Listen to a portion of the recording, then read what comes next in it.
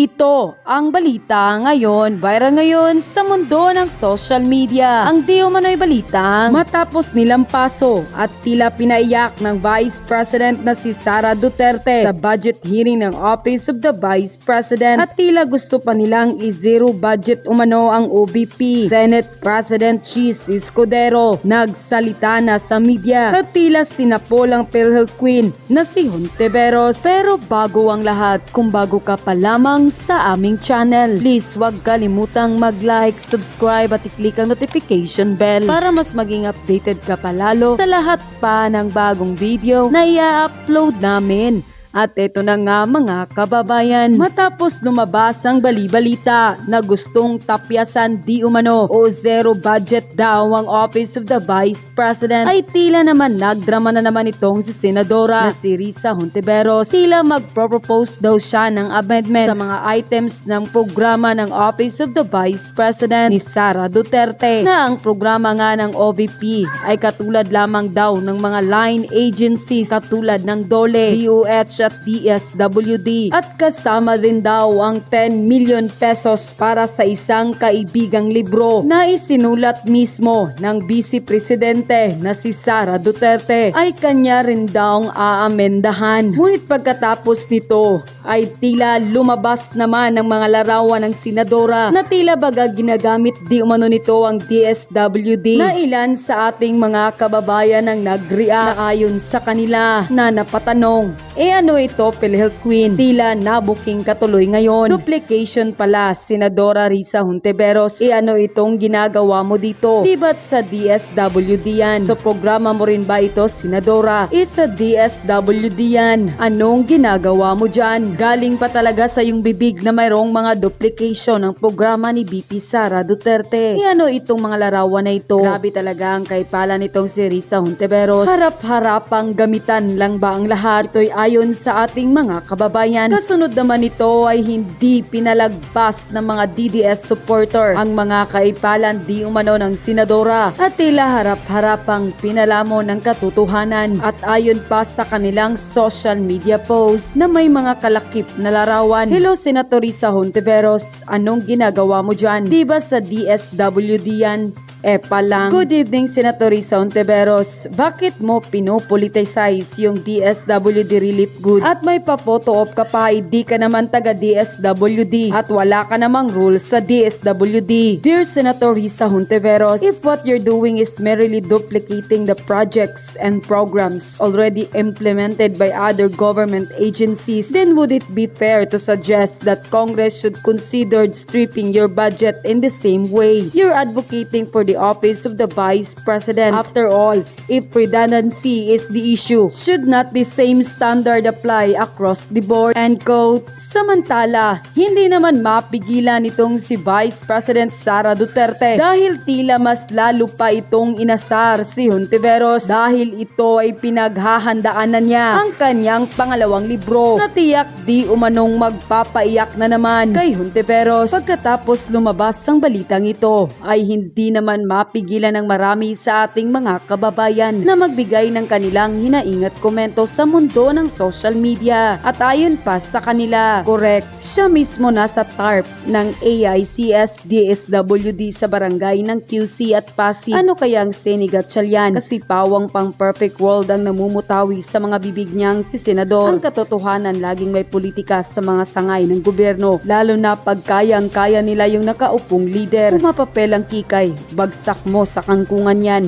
Basta ganyang style ginawa na nila Kiko, Lainey at iba pa. Laglag sa inodoro silang lahat. Kaya asahan mo, inodoro din, bagsak mo. Dapat nilagyan mo na mukha mo yung box ng DSWD. Ang senadorang walang kakonsistency, ayaw sa book. Kasi pinakilala si Sara, natural siya gumawa ng book at ayan ang naisip niya na project para mahikayat ang kabataang magbasa at maging mabuting tao. Pero siya, nakiki-DSWD. Yan din ang ginagawa nila Tamba dito sa Mindanao. Sinasabayan nila yung pagbibigay ng mga ayuda sa senior citizen na galing sa DSWD para kunotig na galing sa kanila. Kaya siguro ayaw na ayaw niyang magbigay ang OVP ng relief goods o tumulong sa nasalanta sa mga sakuna kasi same lang daw ang binibigay ng DSWD. Kaya pala kasi siya pala ang namimigay pero nakasakay sa DSWD. Itong si Risa, mahilig pumuna sa muta ng ibang tao. Samantalang mata niya, punong muna din naman ng muta. Si Risa kasi yung alam mo na namumuliti ka pero igigiit niya pa din sa'yo na hindi siya namumuliti ka. Parang kaibigan na alam mo na plastic pero pagkasama o kausap mo lagi nakangiti sa'yo at nagsasabi na concern siya sa'yo kasi yung budget galing daw sa kanya. Dinaan lang daw sa DSWD. Tanong sa sariling bulsa ba niya nang galing ang pera? Ginawang tanga ang mga tao. Ganyan talaga pagbangag ang namumuno. Lahat na din ang natatapalan ng pera ay bangag na din. Si PhilHealth Queen kasi kahit saang i-eksena para makaiwas lang na baka siya naman ang pag-usapan sa anomalya sa PhilHealth noon. Pinupuna na yung baho ng iba pero yung umaalingasaw na baho niya di niya maamoy. And samantala, galing na po sa sariling bibig ng Senate President na si Senator Chis Escudero na yung pondong nakalaan para sa Office of the Vice President na pinamumunuan ni Vice President Sara Duterte ay talaga namang nararapat lamang.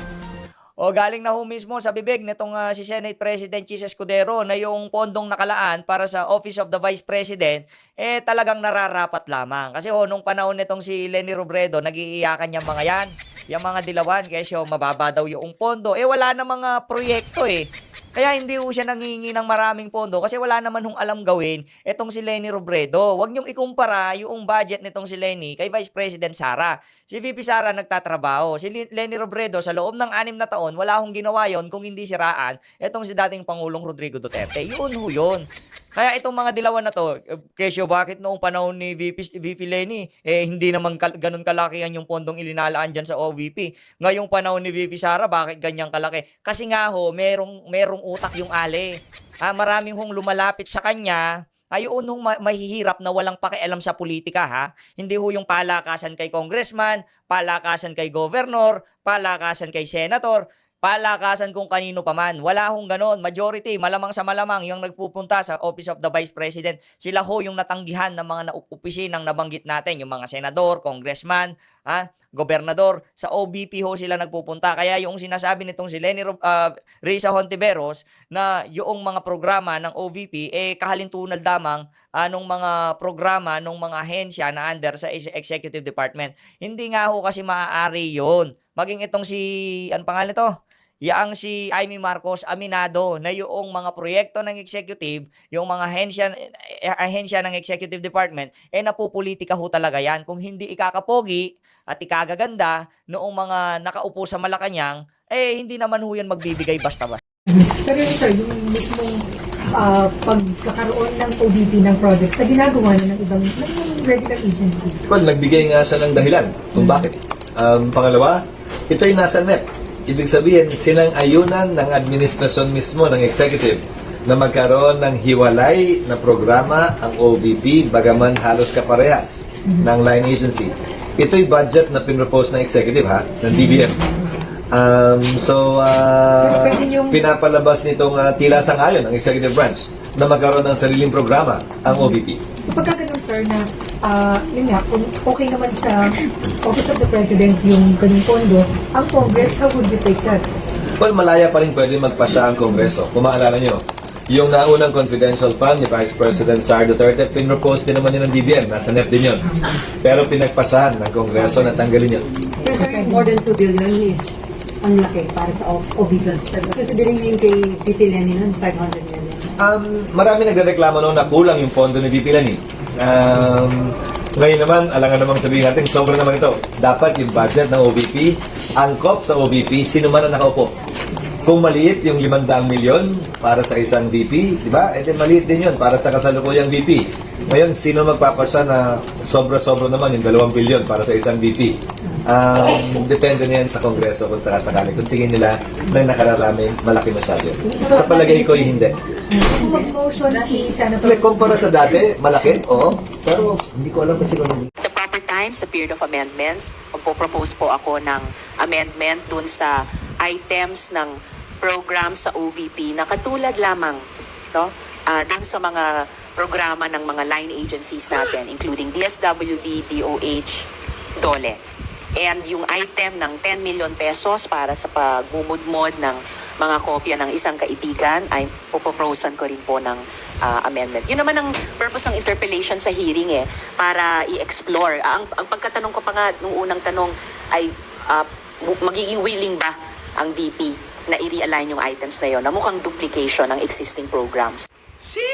Tignan mo tong kaplastikan ni Risa Ontiveros. Sabi niya, i-relocate daw yung budget ni VP Inday kasi, di ba, yung mga proposal daw ni VP Inday or yung mga inisyatibo niya ay duplicated na daw sa ibang agencies like DSWD. Wow, hiyang-hiya naman ako kay Leni Robredo. Ha? Kay Leni Robredo, ganun din naman ang ginawa niya. Mga duplicated programs din ang ginawa ni Leni Robredo. Di ba may paayuda-ayuda pa nga siya. May pa-assistance pa siya, di ba? Meron pa kayo parang housing, di ba? Parehas lang naman bakit wala kang sinasabi at wala kang sinasatsat doon kay Leni Robredo at the time? Yung mga programa niya duplicated lang din naman. May mga ibang agencies naman na din ng gobyerno na gumagawa nun. Bakit pag kay VP Inday Sara, grabe ka makareact? See? Yan kasi ang goal. Ang goal, pipilayan nila ang budget ni VP Inday Sara para konti lang ang kanyang mga pwedeng gawing programa at konti lang ang kanyang mga matutulungan. Kasi pipilayan nila sa budget. And we all know, diba? Ako for me, sayang kung talagang mamanipulahin na naman nila ang budget, no? Kasi we all know ang daming natutulungan ng Office of the Vice President. Diba? Kitang-kita mo naman sa kanilang reports, kitang-kita mo naman, diba, sa kanilang resulta. Diba? Punta kayo sa page ng OVP, kitang-kita mo saan napupunta ang pera at ang nakikinabang ang mga Pilipino. At ang isa sa natutulungan ng OVP, yung mga liblib na lugar. Diba? Natutulungan ng OVP yung mga kababayan natin nasa remote areas na hindi agad nakakakuha ng tulong, di ba? Yun yung priority ng Office of the Vice President. Tapos itong hinayupak na Risa Ontiveros, kontrabida masyado. Ang kapal ng mukha, napaka-plastic. Talagang si VP Inday Sara pa talaga ang pipilayan nyo ng budget. Talagang si VP, talagang ang Office of the Vice President, budget pa talaga ang i-reallocate nyo? Grabe. Pero yung mga corrupt na mga politiko, na wala naman silang audit-audit. Wag na tayo lumayo. Ikaw, Risa Ontiveros, ino-audit ba ang budget mo? Saan ba napupunta ang budget mo? Yan ang problema ngayon. Diba? Yan ang pinaka-problema ngayon. Kay VP Inday Sara, diba? Halos kulang na lang pati intestine ni VP Inday Sara. Bubusisiin nyo. Pero kayo, ang mga budget nyo, saan napupunta? Diba? Ang yabang-yabang itong si Risa Ontiveros, pero yung kanyang budget, hindi nga natin alam saan napupunta. Tapos kung makapagsabi ka, pera kasi yan ng taong bayan, kailangan nating tanungin kasi bawat sintimo galing sa taong bayan. Pero ano po pag-usapan natin ay dalawa po, dahil dalawang importanteng balita. Papapasukin ang 50,000 na mga dating US employees ng Amerika sa Afghanistan at syempre, ang sabong ni Inday Sara versus Ontiveros. Now, pag-usapan muna natin yung Afghan refugees. Ano bang problema dyan? Hindi pala sila Afghan refugees. Sorry hindi sila Afghan refugees. Sila ay dating empleyado ng Amerika sa Afghanistan. Ano bang problema kapag sila ay pinapasok? Well, una-una, meron tayong security concerns. Alam nyo naman na napakadaming extremist groups dyan sa Afghanistan. So paano kung may mga extremist din na magpanggap na dating empleyado ng Estados Unidos? Noong nagkaroon ng Senate hearing, si Senator Amy, si Super Ate to the President, nung isang taon, dahil yan nga ay lumabas noong isang taon pa, ang sabi ni Philippine Ambassador to the US, Babes Romualdez, na-vet na raw yan ng mga Amerikano dahil yan ay mga empleyado ng Amerika. Well, walang ibig sabihin yun, no? Kasi ang papapasukin ay hindi lang yung mga naging empleyado, kundi pati mga pamilya nila. Paano pala yung mga babaeng empleyado na mayroong mga asawang mga Taliban, no? Makakapasok din ng Pilipinas. So yan ang number one concern natin.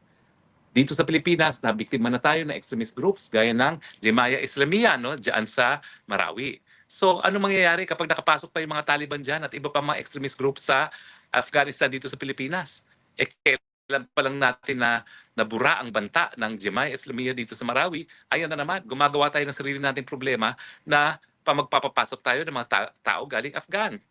Now, pangalawa, bagamat tayo talaga ay hospitable at tayo talaga ay tumutulong sa mga refugees, hindi po ito refugees. Kasi kung refugee ito at pumasok sila sa Pilipinas, wala tayong choice. Papapasukin yan dahil ayon sa konbensyon ng karapatan ng mga refugees at asylum seekers, meron silang karapatan na non-refuma, kinakailangan ma-determine kung sila nga ay entitled to refugee status. At pangalawa, yung non-deportation, miski wala silang passport at wala silang mga visas. Pero hindi po sila refugees kasi sila po ay empleyado ng Amerika. So, wala po talagang kategorya ng visa under Philippine Immigration Law na po pwede silang pumasok. Kasi dahil restricted nationalities mga Afghan, kinakailangan meron silang tourist visa, man lang. Wala. So parang labag din sa ating batas, labag din sa ating soberenya kung magpapapasok tayo ng mga Afghan na wala namang visa na angkop sa kanilang status. Kung hindi, sinabi lang ng Amerika na para tayo naman ay sunod-sunuran ng Amerika. At pangatlo, nandyan po yung cultural differences ng mga Afghan at mga Pilipino. Naalala natin ng mga Vietnamese na pinirasas dito sa Pilipinas, nagkaroon din tayo ng mga problema, no, na cultural problems dahil iba nga ang mga kultura niyan. Lalo na ang mga Afghan, no? Kasi sila po ay hindi lang Muslim, sanay sila na mamuhay doon sa Taliban, Afghanistan. Now, at syempre, pinaka-importanting tanong, bakit sa Pilipinas sila ipaprocess? 2.5 hours away lang sa Philippines by flight ang Guam. Ang Guam, territory na ng Amerika. Kung kinakailangan sila mag-process, ang tanong, bakit hindi sa Guam? Bakit kinakailangan sa Pilipinas? Well, meron po akong teorya. Kaya nila ipaprocess dito sa Amerika, sa Pilipinas at hindi sa Guam. Unang-una, natatakot si Biden na hindi na siya presidente pagdating ng Nobyembre. Kasi anong buwan na ngayon? Agosto, September, October, November. Pagdating ng November, pag natalo si Biden at si Trump ang maging presidente, di ba si Trump anti-immigration? Kapag pinapunta yan sa Guam, baka magkaroon pa ng problema, baka paalisin pa. So parang ang panigurado ni Biden, dito na sa Pilipinas i-process. Para kung matalo siya, hindi na nakapasok na Amerika, problema na ng Pilipinas yan. Anong gagawin natin sa 50,000 Afghanistan? Paano natin papakainin yan? Kung manalo nga si Trump at hindi na papasukin. Pero ang tanong, bakit naman ang PBBM Jr. Pumapayag na tanggapin? Well, ang teorya ko, kasi pag sila hindi tinanggap ni Trump sa Amerika at most likely hindi sila matatanggap, galing yan Afghanistan. Mga nagtrabaho sa CIA, mga nagbigay security, baka magamit sila ni PBBM Jr. kabahagi ng isang private army na po pwedeng tumayo laban sa AFP if for any chance, mag-withdraw ng support ang AFP sa kanya. Parang meron siyang sariling fighter force na lalaban sa mga elemento ng militar na baka lang naman mag-withdraw ng support sa kanya. Kaya ako po, tutol ako sa pagpasok ng Afghan refugees. Unang-una, labag po yan sa soberenya natin dahil lalabag sa batas natin. Wala pong visa na available para sa mga Afghan.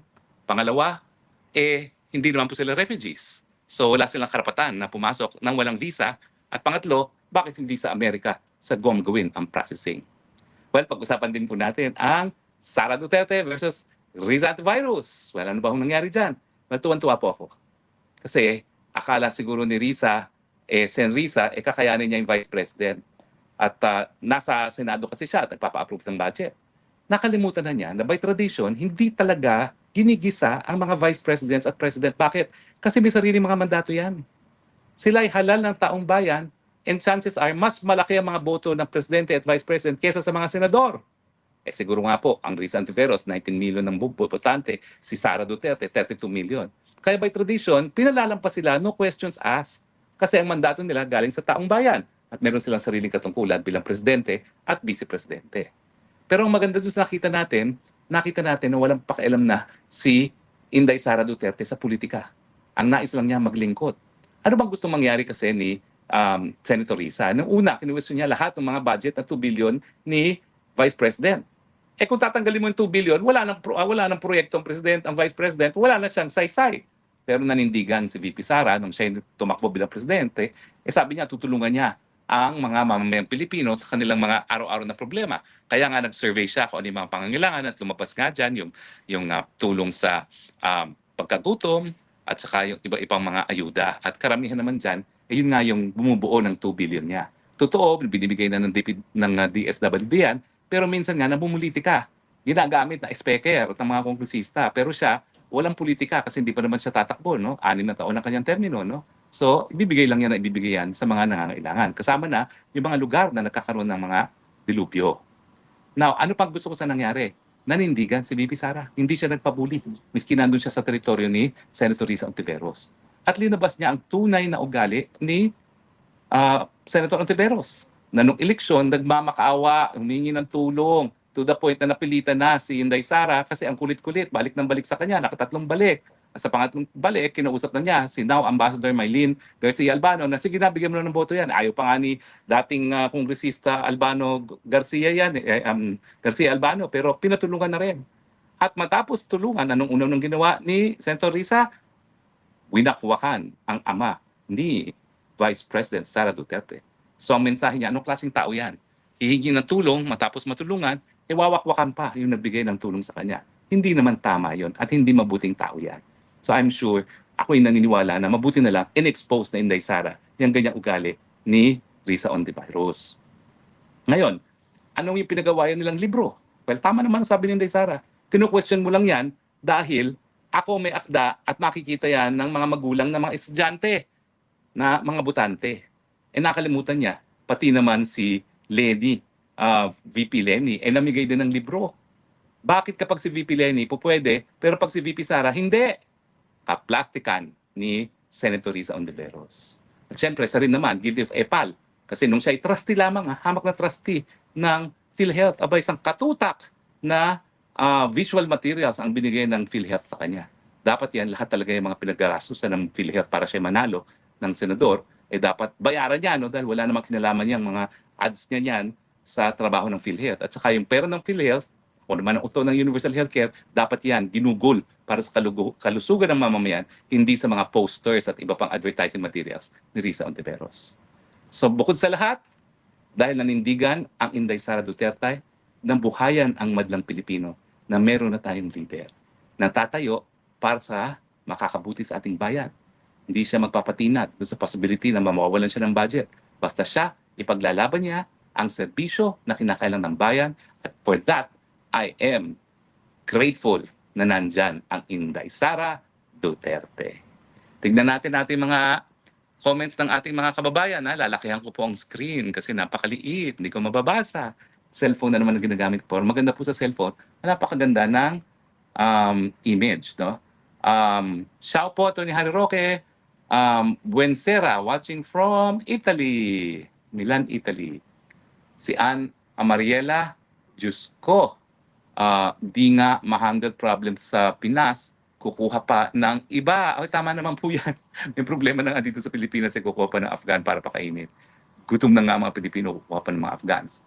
Si Xin Yisheng, hi, I'm hearing this possibility na magamit niya na private army.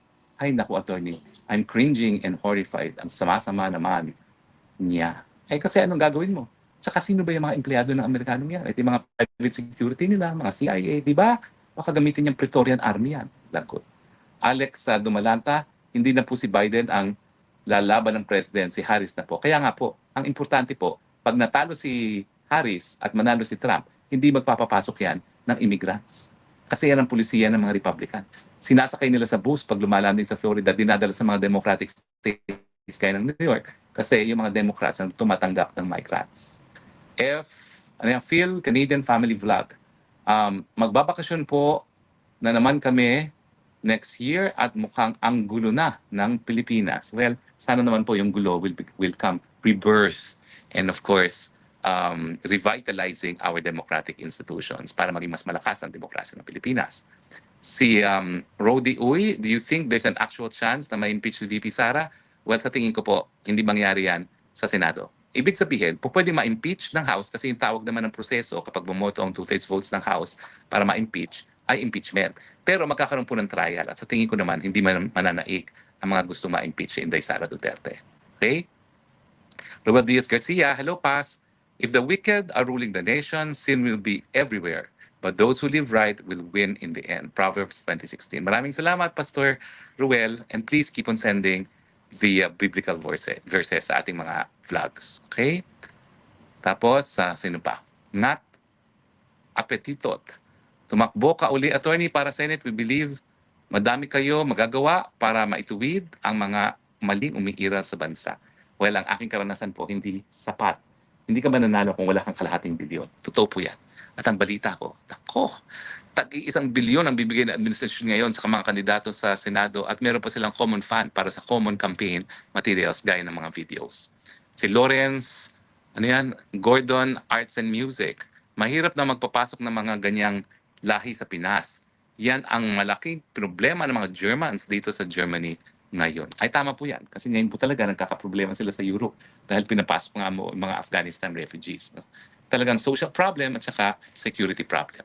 Florencio Fernando, yang si antivirus, wala namang ginagawang matino, pero puro media stunt lang at epal. Well, I cannot disagree with that. I'm not a fan of Lisa Antiveros. Vincent Azuela, keep fighting. VP, they cannot put a good public servant down.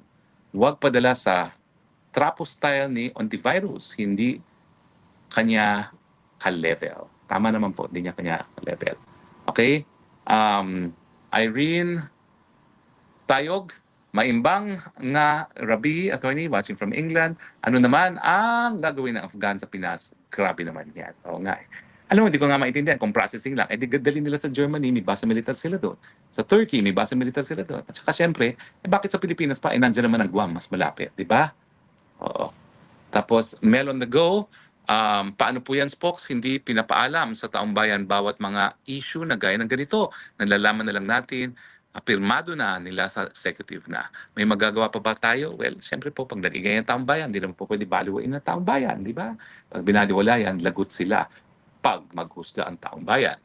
Okay? Si Alakdang Gubat, yan ang isang dahilan. Kaya nagalit sila kay VP Inday Sara Duterte dahil nag-oppose si VP Sara na magpapasok ng mga Afghanistan. Naalala ko po yun. Talagang isa sa dahilan yan. Okay? Okay, kulang na. Basa pa tayo ng konti, tapos uwi na ako. Si Babatid, AKP Alex, sobrang feeling talaga reason na yon. Nakalimutan niya na Vice President kaharap niya. At saka nakalimutan niya na humingi siya ng tulong at binigyan siya ng tulong. Ano ba naman yung maging grateful naman? No? Bakit naman kinakailangan maging ingrato? Si Shi Yishang, attorney, dami naman redundant na agencies sa government. Bakit OVP lang ang single out ni Risa? Alam niyo naman, politika. Tinatanong pa ba yun? Talagang politika.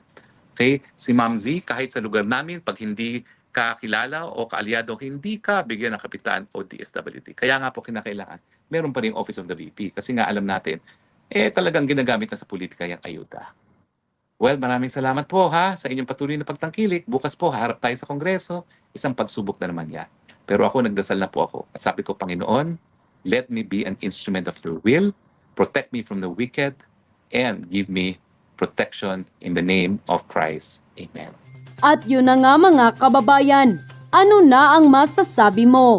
Kung mayroon kayong hinaing at komento patungkol sa balitang ito, please comment down below. Pag-uusapan natin yan sa comment section. At kung nagustuhan nyo ang video, ay huwag kalimutang mag-like at i-share na din para mas marami pang makaalam at umabot ito sa marami sa ating mga kababayan. Maraming salamat po!